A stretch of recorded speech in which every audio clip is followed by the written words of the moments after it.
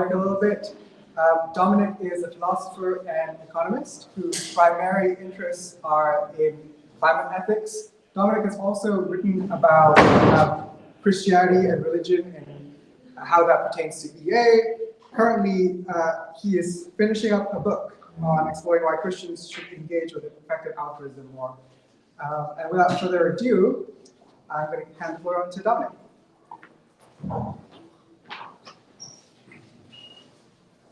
So, there is the parable of the Good Samaritan, a quite central parable for, how to love our neighbors. And the message of the parable is not about that we should love our neighbor, it's who is our neighbor. That's what the whole parable starts with. Who is our neighbor? The interesting thing is, at the end of the parable, Jesus kind of turns the question around and asks, whom can you be a neighbor for? Like, who of the three people who walked by this anonymous victim became a neighbor to the anonymous victim? And I want to show here a person. This is Rizal, a Filipino boy, and we've become neighbors to each other. So I know him since 2009. Actually, to be honest, it's an AI-generated image. I didn't want to instrumentalize him. I think I've only publicly talked about him once. I've hardly talked about him ever with other people. But there is a boy in the Philippines who looks quite similar. And in 2009, in my own life, I finished my PhD on climate change and justice. And usually one dedicates one's PhD or a book or so to someone near and dear. So like to one's parents or to one's boyfriend or whatever. But since I worked on climate change, and since I was aware that my emissions, greenhouse gas emissions, affect people at the other end of the planet decades later, I wanted to dedicate my PhD to one of these anonymous victims of my emissions. And I personally had some friends and colleagues who lived in the Philippines among the poor, and they asked them whether they could share the name of one child born in the month that I finished my PhD. So they gave me the name of Rizal, and ironically, Rizal is now not anonymous to me anymore, so we're friends on social media after all these years, etc. But when I think about climate change, it helps me that I can keep him in mind. So, and while I make my talk and make my suggestions on whether we should focus on climate change and how we should focus on climate change, I can ask myself, so can I look into the eyes of this boy? And can I defend the suggestions I make? So sometimes the conclusions we come to in EA, the arguments, they can feel a bit cold and calculating. And then some people say, well, but there should also be the warmth of a human face. Then some people say, well, it's a trade-off. Even you have this one-on-one, warmth, or you have the cold and calculating arguments. But actually, it's not necessarily a trade-off. So I can make my arguments cold and calculating, rational, and then look into the eyes of this boy and think, can I defend them, in front of him? It's not fully perfect because in principle there might be trade-offs where I have to, use my resources for him or someone else, but it works mostly. So what's the plan for this talk? I want to tackle three simple questions: whether we should prioritize climate change, how to tackle climate change, and how to feel about tackling climate change. Possibly we'll only do the first two. I realized yesterday I packed a bit too much material in, but we'll see. My goal is to give concrete advice, and I won't start from scratch. There's so much buzz around climate change, so we're all soaking up a lot of messages around climate change in recent years. And I'll just focus on those bits where I have something to add from a Christian perspective or from an EA perspective. So that is a perspective, focusing carefully assessing how to make the most out of each dollar and each hour that we invest. So let's start with the first question, whether to prioritize climate change. So in 2019, they asked thousands of young people what the world's biggest problem was. And 50% more said that climate change was the biggest problem than poverty. So poverty, there was quite a bit fewer young people who said that this is the biggest problem. So are they right? Is climate change the top priority, or is poverty or something else the top priority? And now one thing is clear, I think climate change is clearly a higher priority than 90%, of what's on the mind of our policymakers, etc. They focus on millions of problems that matter, but that don't matter as much as climate change. But the question that we're asking is climate change the very top priority? Is it a higher priority than direct poverty action? And is it a higher priority than other catastrophic or existential risks? So I'll use these two benchmarks for this talk, because I think that's the most relevant benchmark for many of us. So I have to be precise here first. So my question is about mitigating climate change, so preventing climate change or slowing down climate change. So climate action, it's usually put into three boxes. So mitigating climate change, adapting to the climate change that we haven't mitigated, and then paying compensation for the loss and damage that occurs when we haven't adapted to climate change. And the Global South, not only the Global South, but often the Global South is keen to emphasize that climate action, climate policy, individual action shouldn't just be about mitigating climate change. We should also focus on adaptation and compensation for loss and damage. And they're just as important. And this is 100% true, but just in this talk, my question is, how much attention should mitigating climate change receive? So my question is about climate mitigation. Is it more important than poverty eradication? And so basically, the way I think about climate mitigation, it's a poverty prevention program. So I think 80 or 90% of why climate mitigation is important is because it prevents poverty. There are some other reasons, of course, for preventing climate change. So climate change harms animals. Climate change creates cultural loss. If we lose the glaciers, or if we have to migrate, we lose our culture, etc., etc. But to a large extent, it's about we have to prevent climate change in order to prevent new poverty from happening. So the question we can just ask is it more effective to tackle poverty directly and now? So, for example, via Give Directly or AMF, or is it more effective to tackle poverty indirectly by preventing future climate change? Now, somewhat disappointingly, I don't have a clear answer. So I think the fact that there is no clear answer is an answer itself. In all the many years, I haven't found an obvious answer whether it's more effective to tackle poverty via mitigating climate change or tackling poverty directly. And just this week, I asked again the person I trust the most in these questions. It's a guy called Johannes Aqua, and he too reiterated that he just finds it very hard to say. So why is it so hard? The main reason why it's so hard is because the benefits of climate mitigation are so spread out. So there's so many direct and indirect effects, and it's hard to add them together. So my advice for someone who thinks about should I focus on climate mitigation or poverty is not to worry too much. So I think, given that there's no indication that one is better or worse for the other, I think we can basically just be a bit arbitrary in our choice on this. I'll quickly add three considerations on these questions that might matter to some people or that I've always found helpful to think about it. For me, it doesn't change the conclusion. But I quickly want to mention them. So the first is, like Kate said yesterday, it's a question of risk preference. So if we have time here, so here is today, and that's the year 2100, and here we have the living standards of the poor. So what happens? So this is the current living standards of the poor, and generally we expect that to go up. So that's if we extrapolate what's happened in the past. But then what's happened with climate change adds a lot of uncertainty. So things could get much worse with climate change. Oh, Chef John is a bit better, sorry. So and basically what we're doing is climate change adds a lot of uncertainty, and by doing climate mitigation, we can reduce this uncertainty. So that's one way to think about it. So, directly tackling poverty now, we have quite certain benefits. Mitigating climate change, we're investing a lot to avoid these very bad and worst risks. So the second consideration, the second bullet points is something that's quite dear to me. So Peter Singer, he made this famous example about the drowning child in a pond. And many of us agree that we have a moral duty to save the child in the pond. Now, interestingly, many of us think that we have an even stronger duty not to push any child into the pond. That's even worse than not saving a child from the pond.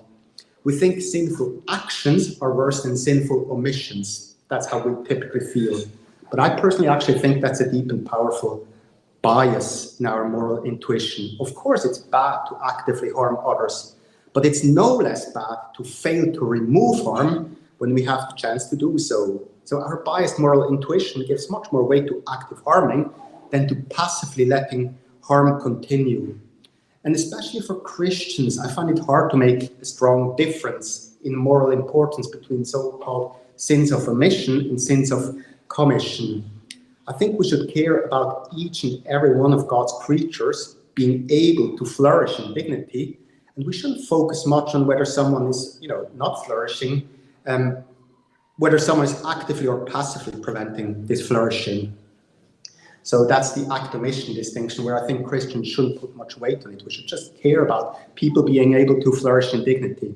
Anyway, why am I making this long point? Well, one reason is because the longer I think about effective altruism, I think this small point about acts omission has become quite central to me, that this is one important reason why I'm EA or EA adjacent, as one says these days. Anyway, why I'm mentioning it in the context of climate change.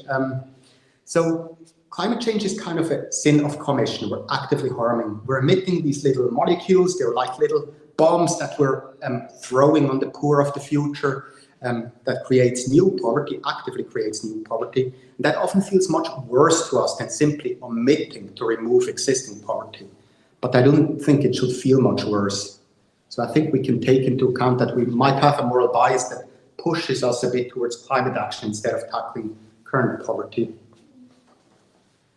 A third point that might have some weight for some people, I think often we forget how certain climate interventions have a triple benefit. So climate mitigation has a triple benefit as long as we frame it as providing cheap and clean energy to people in poverty. So that's one way to frame climate action, providing cheap and clean energy to people in poverty.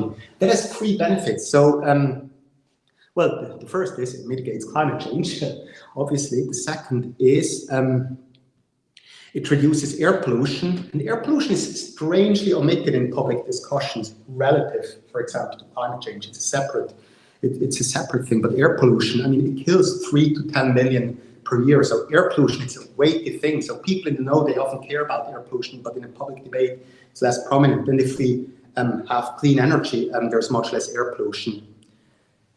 And the third thing is it provides energy. So if you provide cheap and clean energy, people in poverty have energy. Having energy is absolutely essential for coming out of poverty. That's something that's very much missed in Western discussions, which often focus, on reducing energy use, etc. So there's this triple benefit. If we frame it that way, it's not obvious that we frame climate mitigation that way.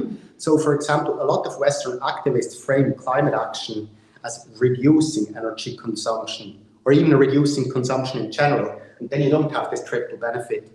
Or some of the techno-fix people in climate action, they say, oh yes, the big thing is we have to come up with geoengineering solutions that function as an insurance. But then you don't have this triple benefit either. But if you focus on climate action in the form of cheap, clean energy, then you have the triple benefit. Which some people might think, actually, if I look at it that way, climate action looks more impactful than direct poverty interventions. So, some people, they invest their time and money not into tackling extreme poverty, but into preventing catastrophic risks. Quite some people in effective altruism do that. So I'll move now to the second benchmark. So should we prioritize tackling climate change or other global catastrophic risks? My option for this benchmark is clearer than for poverty. I think if you really do care about catastrophic risks, on the margin, it's better to focus on other catastrophic risks, such as engineered pandemics, nuclear war, uncontrollable AI, etc. So I will again present three considerations that help us think about that. So it's hard to see how climate change in itself is an existential risk, where, according to this technical definition of existential risk, where it's really about humanity going extinct or something very close to that benchmark. So if we did burn all the fossil fuels there are, and I don't think we'll do that, but that would be like a really worst case, And even if we did that, there's only around a 1 in 6 chance of warming of more than 10 degrees. But even if there is warming of more than 10 degrees, and that's a really small probability, then it's hard to see how this really would lead to all of humanity going extinct. It would be utter horror for the planet, utter horror. But I don't think probably some people would be able to survive, and some agriculture is still possible, etc. But of course, climate change is an important contributor to other existential risks, for example, to great power conflict. The second point, which I just think is quite key in these debates, is, well, should we focus on climate change and other existential risks? Well, compared to other catastrophic risks, climate change is clearly much less neglected. So it's the one global catastrophic risk that currently receives much public attention. So it's still too little attention relative to the 90% of problems that occupy the minds of our policymakers. But compared to other catastrophic risks, it's the one that does receive some attention. And some of these other catastrophic risks, they're really starved for money and talent. So at the margin, I mean, that's something that I'm grateful to EA for. I think that's a real message that EA uncovered that's truly relevant, that, if you have, that climate change is less neglected, and that this should make us focus on certain other risks. So I have other friends who live in the Philippines now. They actually live in slum, and they talked about how the pandemic affected the poor in the Philippines. It's utter horror. Like, children weren't allowed to go outside for months and months. Not just not go to school in principle, not allowed to go outside. So I mean, it's not just poverty and climate change affecting them. Like, pandemics clearly affect them as well. Then the third bullet point that I have here is, I shouldn't spend too much time on this, but it's a thought that I've developed over the past months and years, that is, so in effective altruism, typically if we say a cause area is neglected, this means we think we should focus on this area. However, in principle, we could make an argument in the opposite direction. So climate change is currently not neglected relative to other global catastrophic risks. And climate change receives a lot of public attention. This public attention makes certain things possible. So the way, if I look at the big picture, I think there are a number of catastrophic risks in the pipeline in the 21st century. And then even a bigger number of catastrophic risks in the pipeline, in further centuries. And humanity has to learn how to deal with these catastrophic risks. So here we have climate change, and it's almost a bit like humanity's practice run for how to approach catastrophic risks in general. So unfortunately, it's not the dry run. Climate change is deeply important in itself. But among other things, it's also a practice run. It's like a learning mechanism, and we can instrumentalize the public attention that climate change receives for developing, as humanity, the kind of skills, institutions, mindsets, tools that we'll need to approach other catastrophic risks. So, for example, should we cultivate hope or should we cultivate despair? Should we invest every effort to make global cooperation possible? Or should we just move ahead as quickly as possible without waiting for global cooperation, collaborative institutions to develop? So how do we deal with science denialism? So climate change is a great practice run for this. It went very badly. Humanity messed this up. We're not trusting the science. So how can we do this better for the next catastrophic risks? So I think that could be one reason to actually focus on climate change ahead of other catastrophic risks, that it helps us solve other risks. But it's a bit of a speculative point. So summarizing quickly, whether to prioritize climate change, I think when it comes to tackling extreme poverty, I don't think the case is clear. Either would be good. When it comes to catastrophic risks, I would advise on the margin to work on more neglected catastrophic risks. Given that we have limited time and money. So with the remaining time, I'll now assume, we will tackle climate change. And I'll make a couple of comments about how to do so. And there are many possible things we could do. We can do lifestyle changes, donations, political advocacy, technological progress. And lifestyle changes, they're a quite big feature of public discussion. And often EAs are a bit dismissive, about them, and I want to make a couple of comments and try to frame it in certain ways. So let's first assume that you really are keen to make lifestyle changes, or that you're willing, maybe keenness is a strong word, that you're willing to actually make personal sacrifice to make lifestyle changes.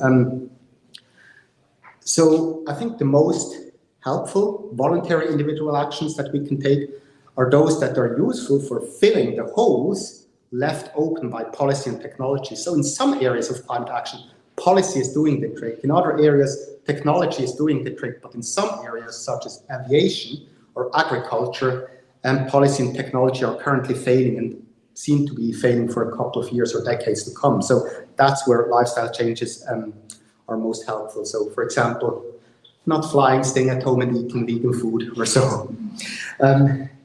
The second point is just to note, now I said this, but I'll just say something against it. I want to go a bit in the EA vein of being like a bit dismissive about lifestyle changes, to be just aware of how utterly little we can achieve through lifestyle changes.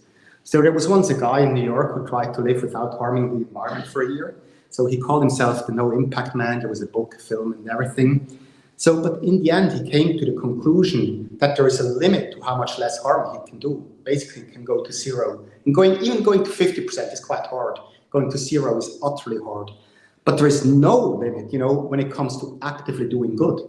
So the upside potential to actually, help others reduce their emissions, or developing technology that reduces emissions is unlimited. When it just comes to reducing my own emissions through lifestyle changes, that's a very limited potential. So if you cut your emissions by 50%, which is hard, so you'll save maybe 2 to 10 tons of carbon dioxide per year. So, but probably, if you go for the best donations, about $10 would do that as well. And you can donate a lot more, most of us, I assume, in principle, than $10. So we can do so much more. So, and actually there are some lifestyle changes that are even bad for the climate. So organic farming is good in certain ways, but specifically for the climate, it's often actually negative and so on.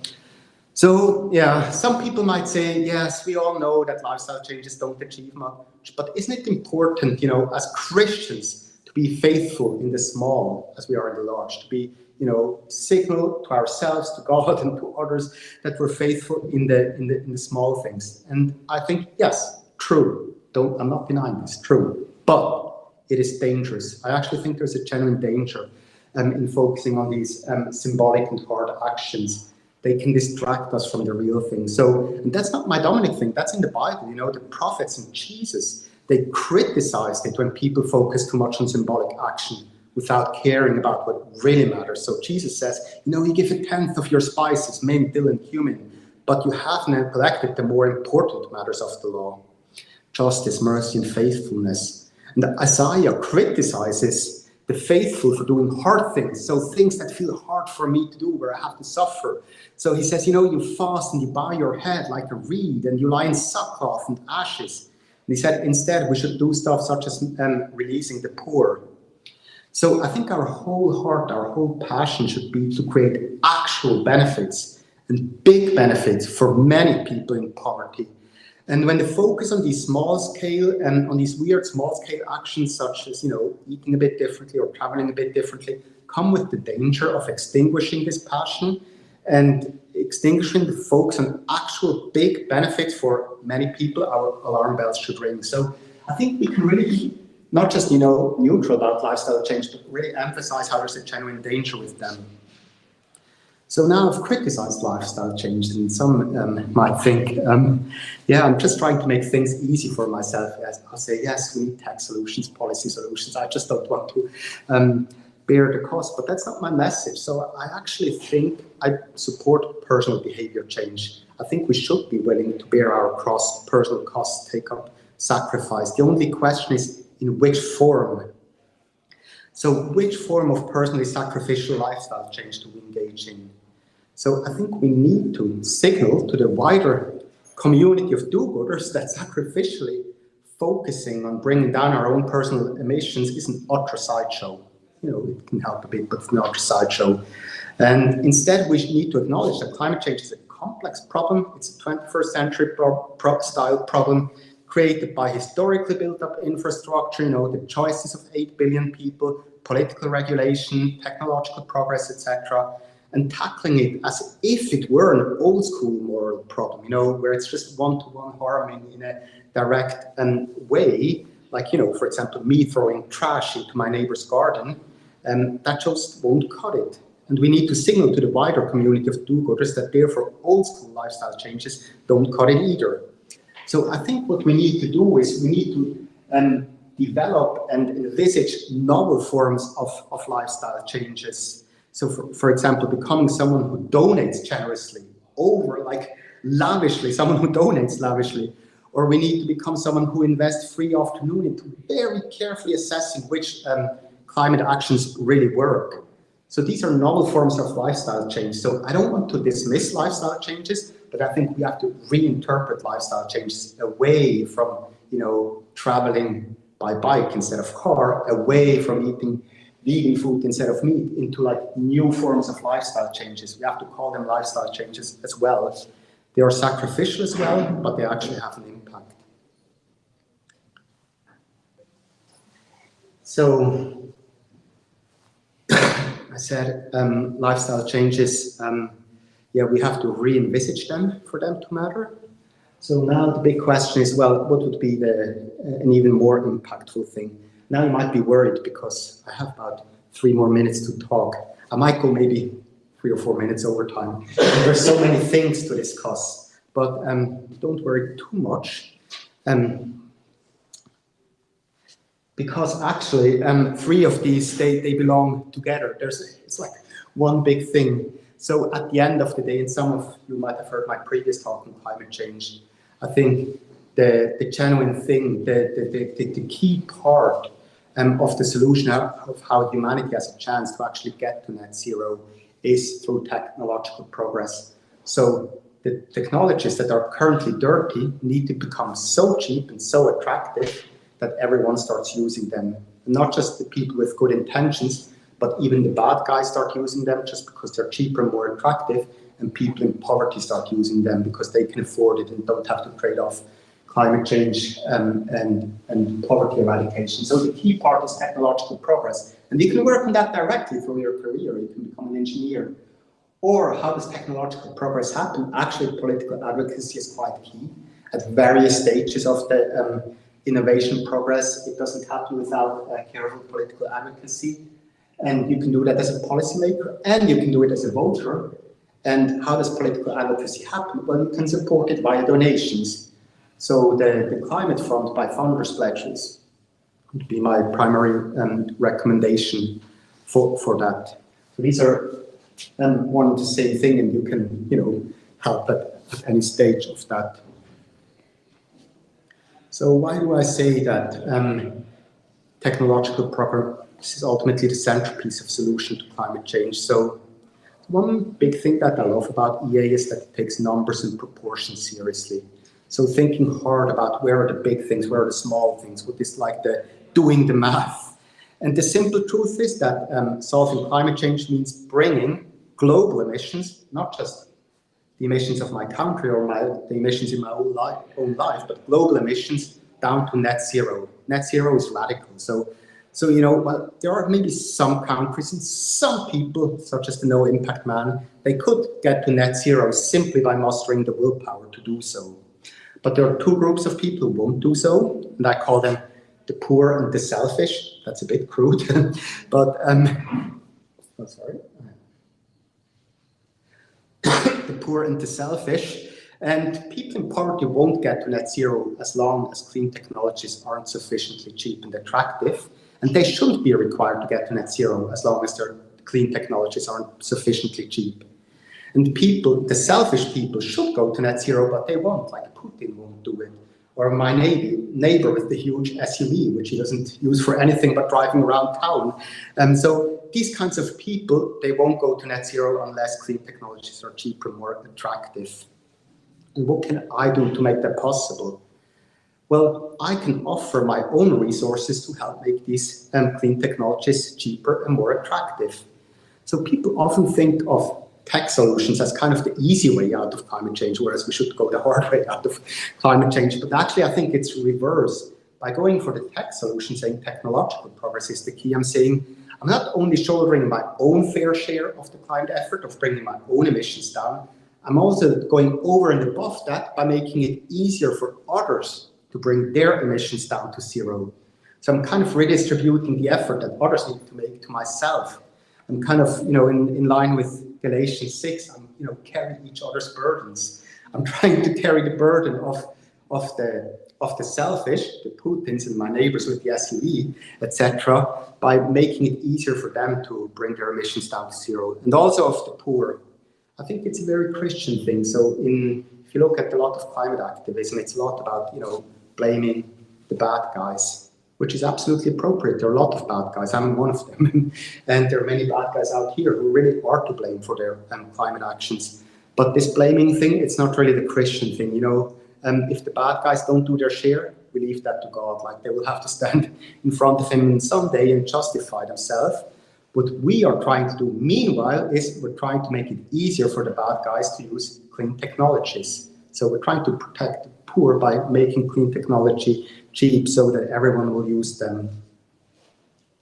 So I think in that sense, we shouldn't say, think global, act local. I think we should say, think global, act global. The emissions of Indonesia, the emissions of a random SUV driver in Texas, they're not their business, they're my business. Any emissions are my business. So my business responsibility is not just cleaning up my own backyard, but doing whatever it takes to help others reduce their emissions.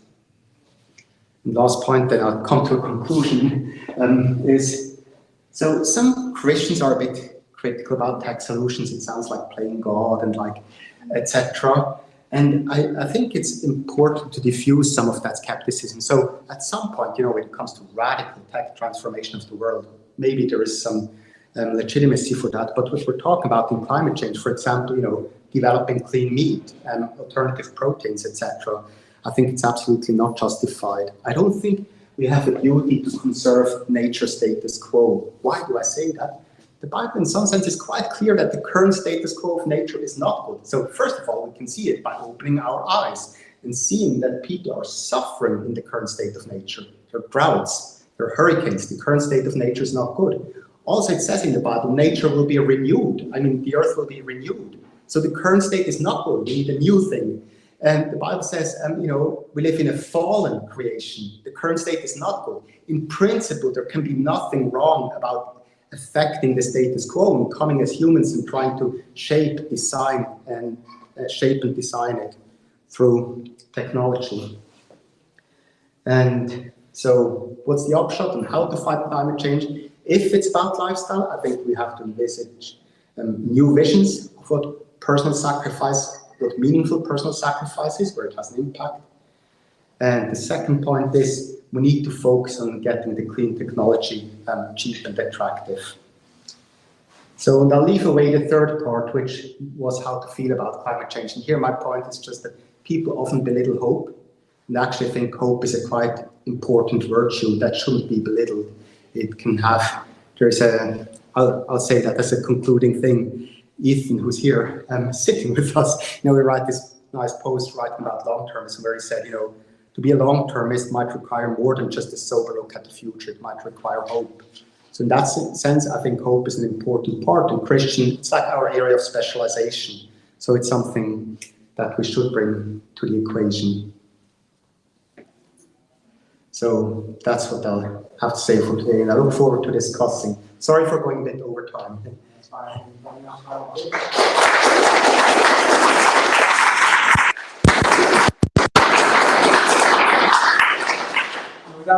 That brings us to the end of Dominic's talk. So, like all good events, we come to the question session.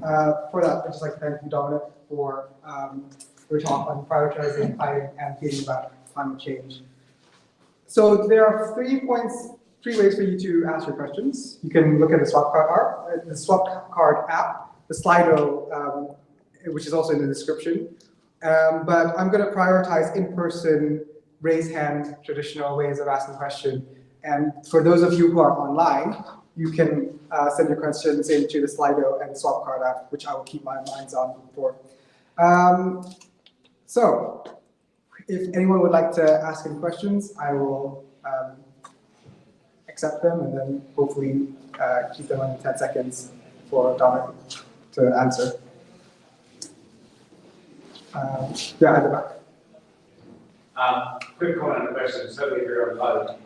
I think if we're not filled with both, we're not representing God. Romans 15:13, may the God of hope fill you with all joy and peace, so that we overflow with hope. So I totally agree with that. My question is on this link between climate change and poverty. I just want to ask, is it really not possible to find the link, if not an estimation? Because I remember I was thinking about this probably 10 years ago, and I was at the Tyndall Centre for Climate Change Research and asked the director, I said, I'm definitely not like a smart climate change thinker. I said, this is surely possible.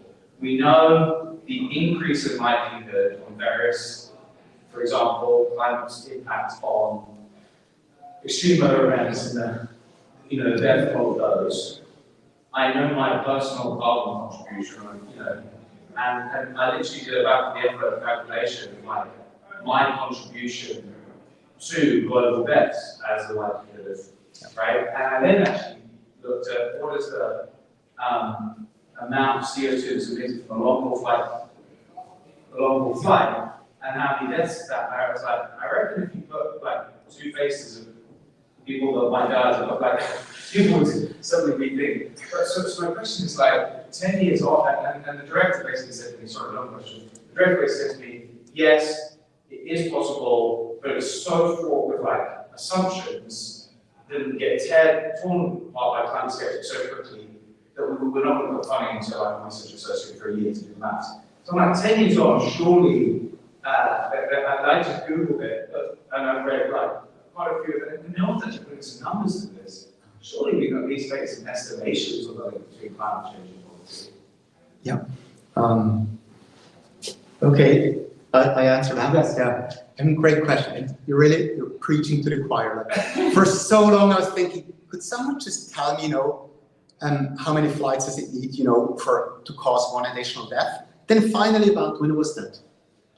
Maybe 2008 or 10 or so, a philosopher wrote the paper doing the math, just like you. He did the back.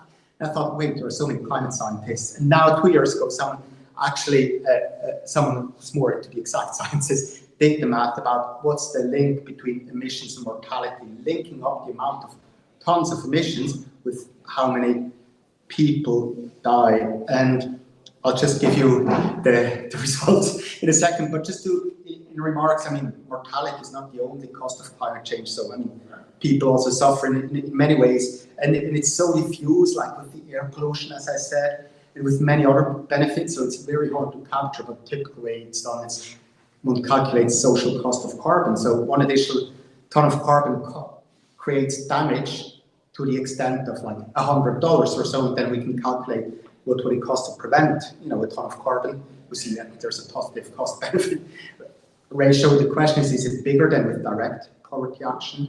So typically it's expressed in dollars, so it's not only to capture mortality, but when it really comes to only capturing mortality, I think these newest numbers, they say, so if you have an American family of 3 or 4 people, their lifetime emissions cause one additional death.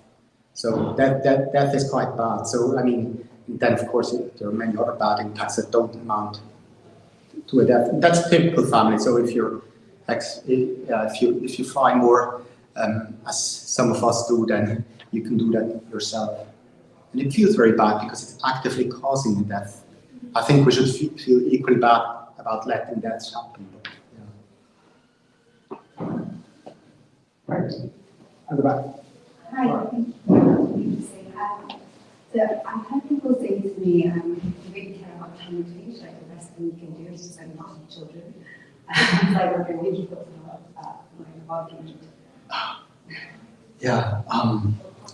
Whoa, this is, I have a paper in my drawer since 6 years, and I'm just exactly about this question. I'm just never publishing it because I want to optimize it. Stupid EA mindset. Anyway, so how long can I talk? Oh, we've got You have to leave. 20 minutes. We've got 20 minutes till Oh. to lunch. I thought Monday or Tuesday, but anyway. No, one thing is, I think honestly, it doesn't work. So there are a whole number of reasons why it works much less than we think. One big reason is, we have to get per capita emissions to zero.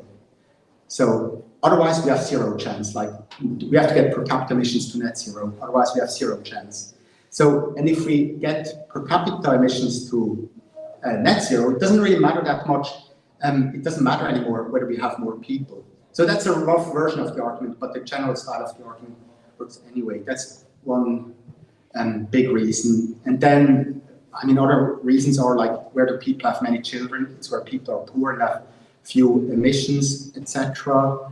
And there are a number of other reasons why it works less. There are few ways actually to influence, or few good ways to influence how many people, children people have, that we haven't exploited for some other reasons, or that would be, human rights infringing or so the space is quite.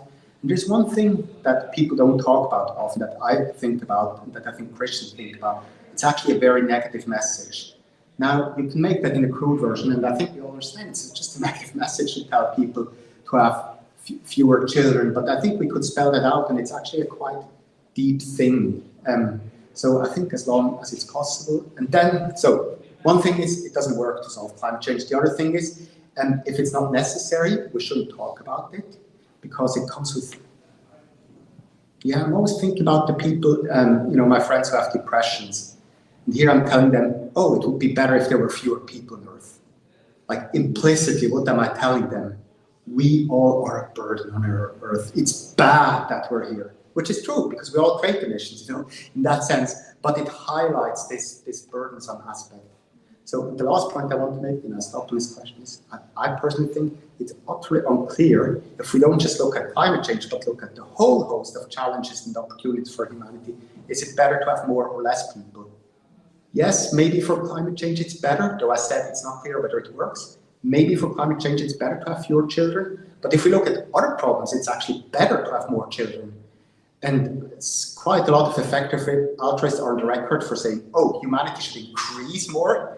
There are quite a lot of other people who say, no, humanity should decrease. And I've never seen anyone doing the total math saying, okay, let's look at it. There are, 23 effects like on social security, on the speed of innovation, on climate change, on water scarcity, on human relationships, because fewer children means smaller families and human relationships.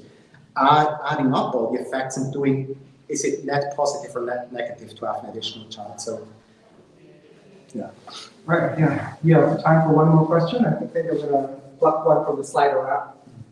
There's one from an anonymous questioner that's asking the question, why hasn't the EA movement talked so much about climate? If it isn't as effective as others as a broad cause area, are there still any specific high impact goals left in climate change? So one thing is, it would be very weird to be an effective altruist and say that climate change isn't hugely important. And I think effective altruism just has a communication problem to say something can be hugely important but not top priority. And we always hear about, well, given that they have limited time and resources, I should invest them only in the top priority at the margin. So that's a communication problem. And I think, as far as I understand, it would be fairly clear EA upshot to say climate change is hugely important. So, but it's maybe not the top priority because it's less neglected. And then one reason that I haven't mentioned for engaging in climate change is because there's so much money in climate change. So through politics, partly also through philanthropy, but much more via government funding. Well, there's a lot of leverage. So if you can affect how this money is spent, you have huge leverage. So if you can affect how the money is spent on preventing nuclear war, where there's tremendously much less money, you don't have much leverage. If you can affect through political advocacy how climate budgets are spent, you have huge leverage. So that's a EA-style reason for prioritizing climate change ahead of other things. All right, thank you very much. And I think with that, it brings us to the close of our session. If Thank you everyone for attending the session. If you will please join me in thanking